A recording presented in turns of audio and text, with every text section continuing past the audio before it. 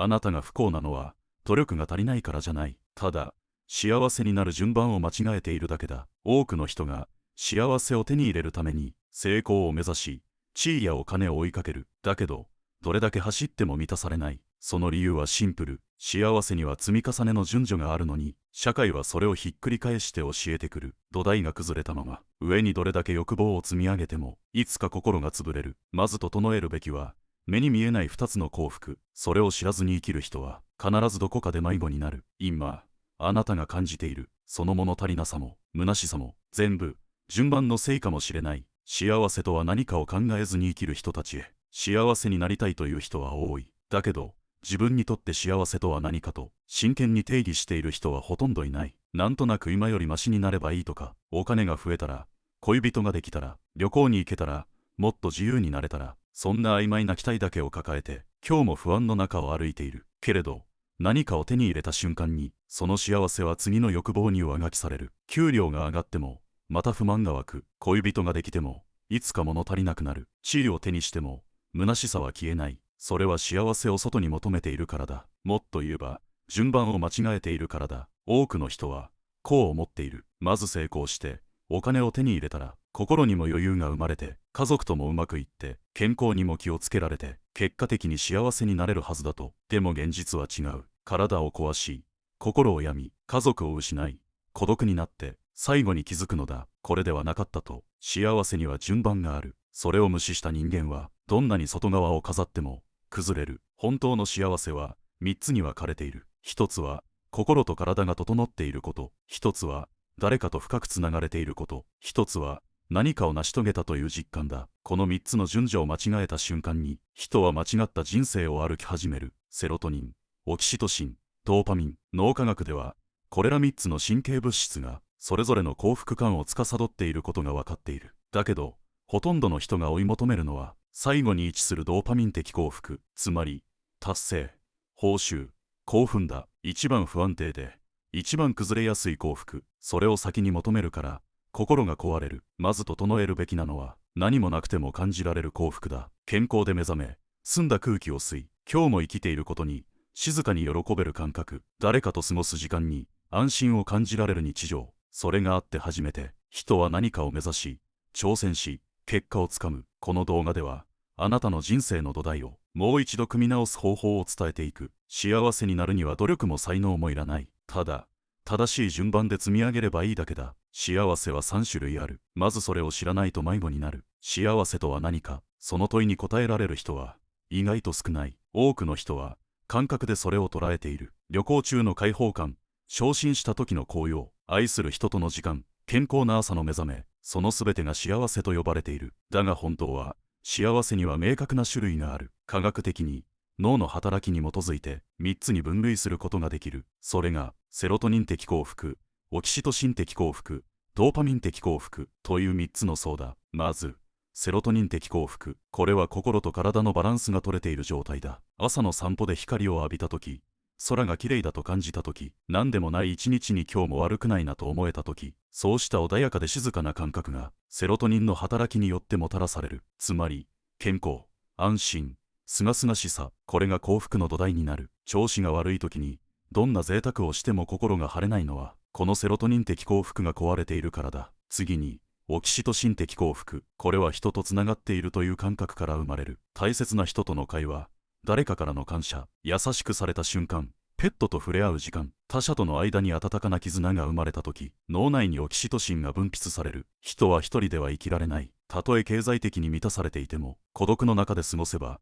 心は乾いていく。つながりがあること、誰かに必要とされること、それだけで人は驚くほど強くなれる。そして最後にドーパミン的幸福。これは何かを成し遂げた時に出る。仕事で成功した時、試験に合格した時、夢に一歩近づいた時、拍手を受けた時、一時的に気持ちが高揚しやったと感じるこの興奮、それがドーパミンによる幸福感だ。この3つの幸福はどれか一つが正しいわけではない。すべて必要だし、すべてが人生を豊かにする。ただしこの3つには順番がある。セロトニン的幸福が土台になり、その上にオキシトシン的幸福が積み上がり、最後にドーパミン的幸福が花を咲かせる。この順番を無視するとどれだけ成功しても心が折れる。どれだけ稼いでも満たされない。にもかかわらず現代社会は逆を教えてくる。まず成功しろ、金を稼げ、注目を浴びろ。そして疲れ切った人々が孤独を抱え、眠れない夜を繰り返している。だからこそまず知っておく必要がある。自分が求めている幸せは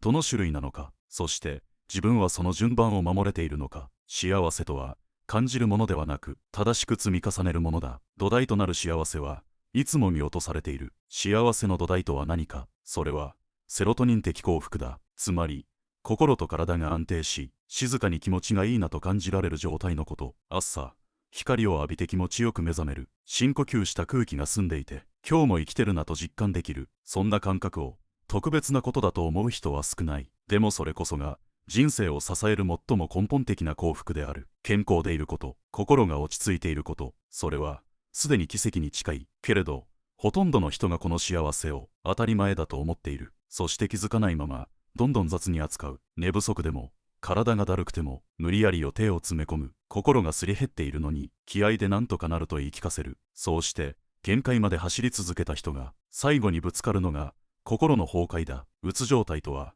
このセロトニン的幸福が完全に崩れ落ちた状態である。朝起きるのが辛い。なぜか理由もなく涙が出る。どんな楽しい予定もただの負担にしか思えない。体は生きているけれど生きている実感がない。その状態に陥ってしまえば、どんなに成功してもどれだけ愛されていても幸福を感じるセンサー自体が壊れてしまう。幸せの器が壊れたのが何を注いでもそれは漏れ出ていく。だからこそセロトニン的幸福は土台なのだ。最初に整えなければ人生は積み上がらない。ではどうすればこの幸福を育てられるのか。それは生活の質を整えることに尽きる。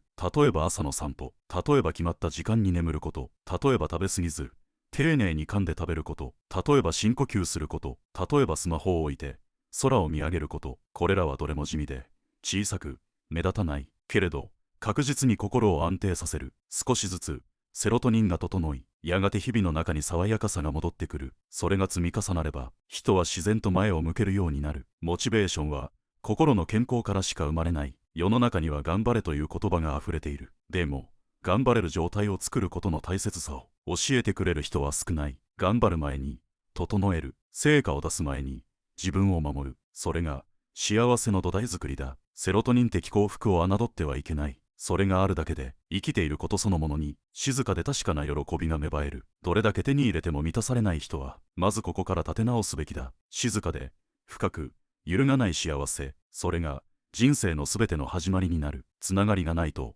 人は壊れてしまう。人は一人では生きられない。この言葉は精神論ではなく生物学的な事実だ。私たちの脳は誰かとつながっている時にこそ最も安定し最も穏やかな状態を保てるようにできている。その鍵となる物質がオキシトシンだ。オキシトシンは愛情ホルモンや絆ホルモンとも呼ばれ、誰かと信頼関係を築いた時、スキンシップを交わした時、優しい言葉をかけてもらった時に分泌される。このオキシトシンが私たちの心に与える影響は計り知れない。安心感、幸福感、そして自分はここにいていいんだという実感。だからつながりを感じられない状態は想像以上に精神に深いダメージを与える。孤独は目に見えない毒だ。ゆっくりと静かに確実に心を蝕んでいく。誰とも深く関わらないまま、誰にも本音を話さないまま、自分の存在を肯定してくれる人がいないまま、そんな時間を何ヶ月何年と積み重ねていけば、たとえ表面的にはうまくやっているように見えても心の奥底は少しずつ崩れていく。気づかないうちに笑えなくなる。本を読んでも映画を見てもどこか自分が置いてけぼりにされたような感覚が残る。それは感情を共有する相手がいないからだ。人間の幸福は共鳴でしか生まれない。誰かの言葉に救われた時、誰かの涙に心が震えた時、自分の存在が誰かの支えになった時、そんな瞬間に私たちは生きていてよかったと思える。逆に言えば、どれほど豊かな暮らしをしていても、どれほど才能があっても、つながりを失った人は必ずどこかで壊れてしまう。だから大切なのは、今あるつながりを当たり前だと思わないこと。家族、友人、恋人、同僚、近所の人、あるいはペットや SNS 上の誰か、どんな小さな関係であっても、そこに誰かとつながっているという実感があれば、人は強くなれる。オキシトシン的幸福は、与えることで深まる幸福でもある。優しい言葉をかける、相手の目を見て話す、手を差し伸べる、感謝を伝える、そんな些細な行動の一つ一つが、あなたの心の奥に、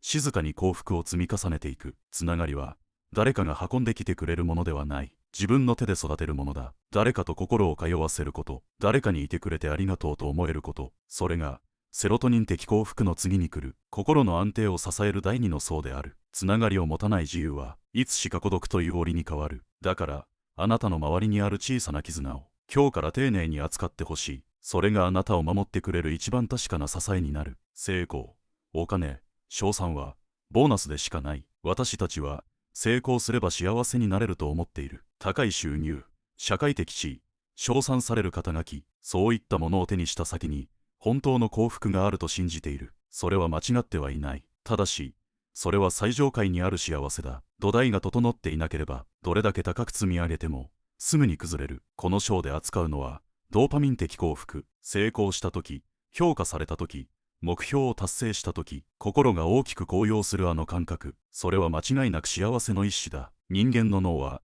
報酬に反応するようにできている。試験に合格した、契約が取れた、 SNS でバズった、やったというあの瞬間、脳内にドーパミンが大量に分泌される。この幸福感は強烈で一気に気持ちを持ち上げてくれる。だからこそ多くの人がこれを一番の幸せだと錯覚する。しかしそれはあくまでボーナスに過ぎない。ドーパミン的幸福には明確な特徴がある。それは一時的であることと中毒性があることだ。どれだけの達成感も時間が経てば薄れていく。試合に勝っても次の試合が始まる。昇進してももっと上が欲しくなる。満たされたと思った数日後にはまた新たな物足りなさが顔を出す。ドーパミン的幸福とは手に入れた瞬間から失い始める幸福だ。しかも強烈であるがゆえに依存しやすい。過度な仕事、過剰な買い物、SNS の承認欲求、一時的な達成感を得るために自分をすり減らしてしまう。もっと成果を出せば、もっと褒められれば、もっとお金を稼げば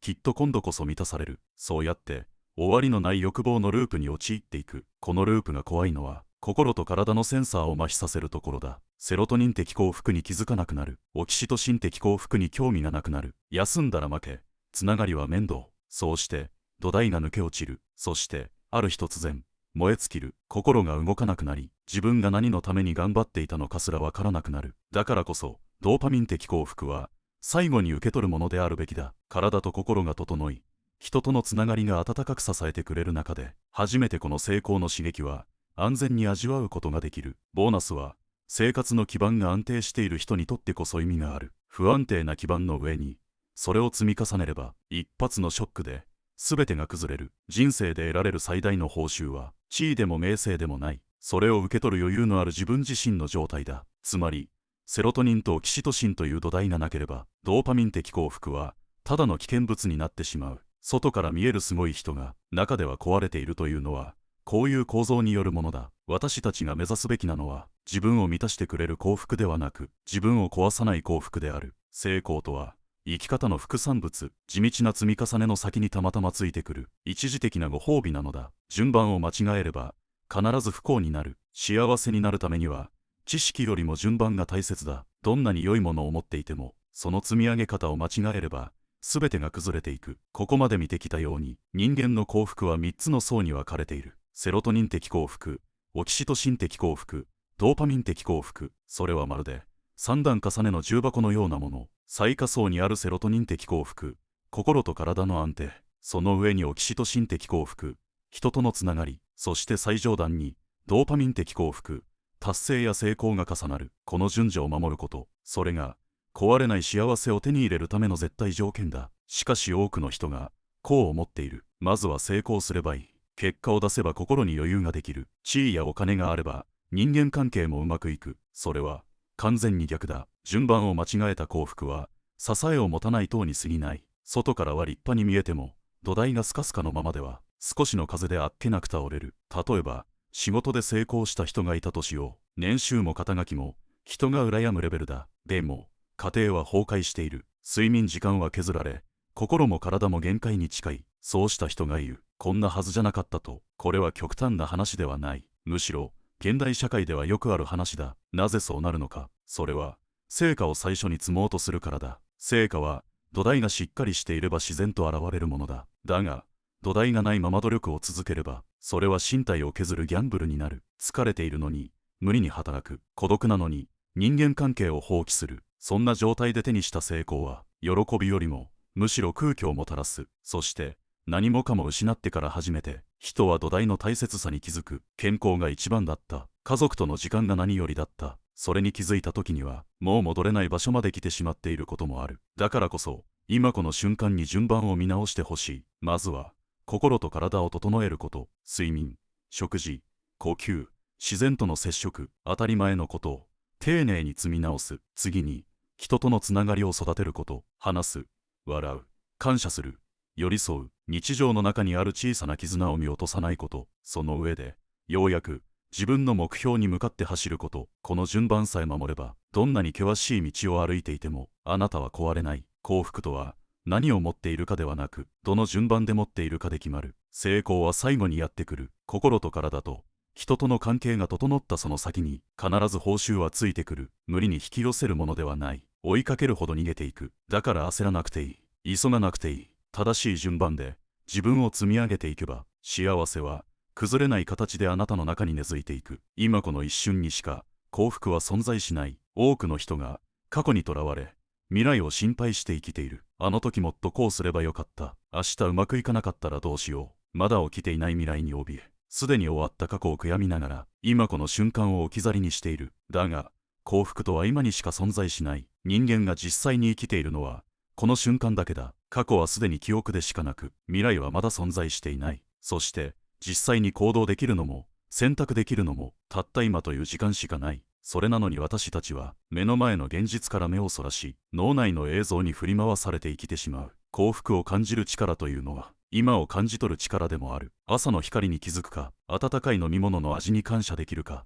誰かとの会話に喜びを見出せるか、この一瞬にしか流れていないささやかな幸福の信号をどれだけ拾えるかで人生の質は決まる。今を生きるとは刹那的に好き勝手に振る舞うことではない。むしろ逆だ。今この瞬間に自分ができる最善を尽くすこと、それが今を生きるという本質だ。将来のために今できることを選ぶ。過去の後悔に時間を使わず目の前の課題に集中する。例えばダイエットをしたいと思っているのに明日からやると言って先送りする。これは今を生きていない証拠だ。今この瞬間に自分の行動を変えようとしない限り未来も変わらない。今を生きるとは言い訳をやめることでもある。面倒くさい、気が乗らない、今日は忙しい、そんな気分に支配されず今やるべきことにコミットすること、それが本当に未来を変える唯一の道だ。だから真に今を生きる人は未来を放棄しているのではなく未来を最大限に尊重しているとも言える。先のことを考えずに行動するのではない。むしろ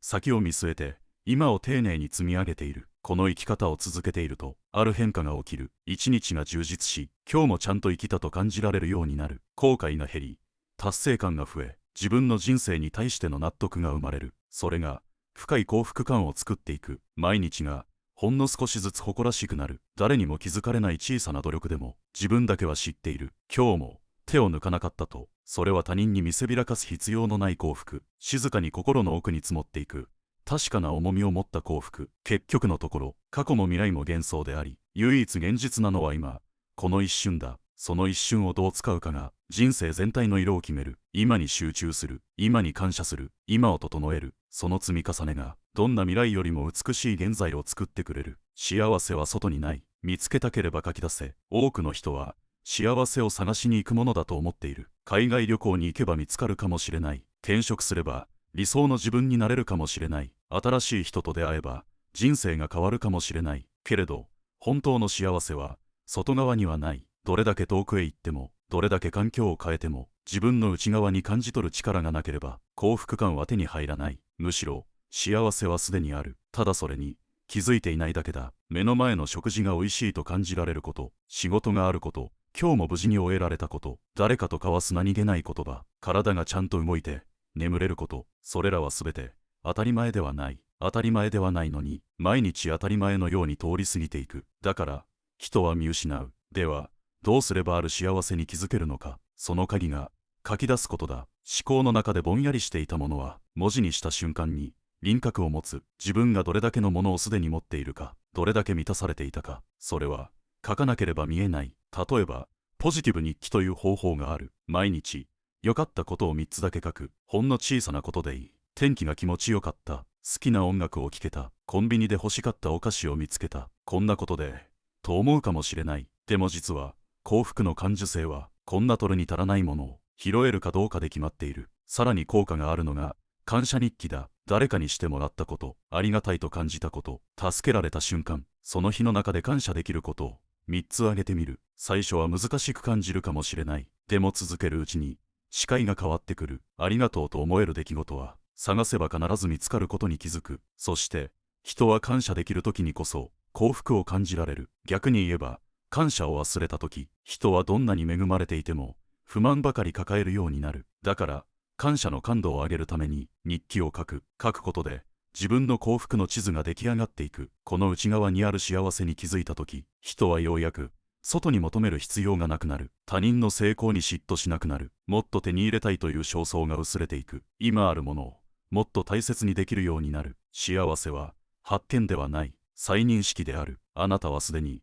たくさんのものを持っている。ただそれを文字にして見つける作業をしてこなかっただけ。今この瞬間からでも遅くない。今日何に感謝できるか、何が嬉しかったか、何が心を温めたか、それを3つノートに書いてみてほしい。幸せは自分の外にはない。見つけたければ自分の中を掘るしかない。ほとんどの人はもうすでに幸せである。もし今あなたが深刻な病気を抱えておらず、家に帰る場所があって今日も誰かと話をしたのなら、それだけですでに幸福の土台は満たされている。それでもなぜ多くの人が自分は不幸だと感じてしまうのか。その答えは足りないものばかりを見ているからだ。もっとお金があれば、もっと時間があれば、もっと愛されていれば、もっと評価されていれば。けれど欲望には終わりがない。次の何かを手に入れた瞬間、また別の何かが足りないと感じられるようになる。それはすでにある幸せに気づいていない状態とも言える。人間の脳には現状に慣れてしまう性質がある。これを快楽順応と呼ぶ。どんなに嬉しいことも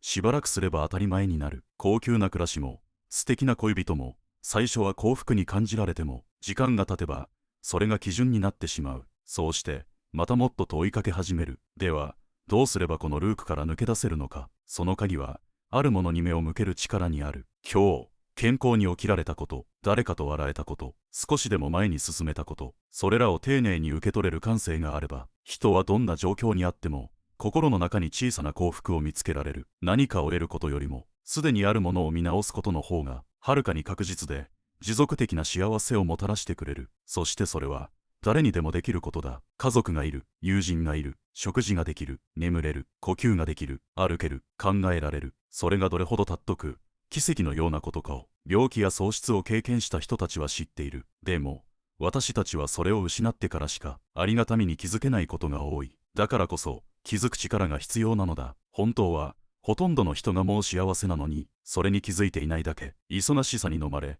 比べることに疲れ、無意識に幸せを後回しにして生きている。でも今日この瞬間に立ち止まってみてほしい。今自分が持っているものを静かに見つめてみてほしい。するときっとわかるはずだ。あなたの人生はすでにたくさんの幸福に囲まれている。深く呼吸ができること、今日という日を自分なりに過ごせたこと、大切な人の顔を思い浮かべられること、それだけで人は穏やかに生きていける。幸せになるために何かを得る必要はない。すでにあるものを大切に扱うだけでいい。最後にもう一度こう伝えたい。あなたは不幸ではない。ただ幸せの順番を知らなかっただけだ。そして今日それを思い出せたなら、人生はもう変わり始めている。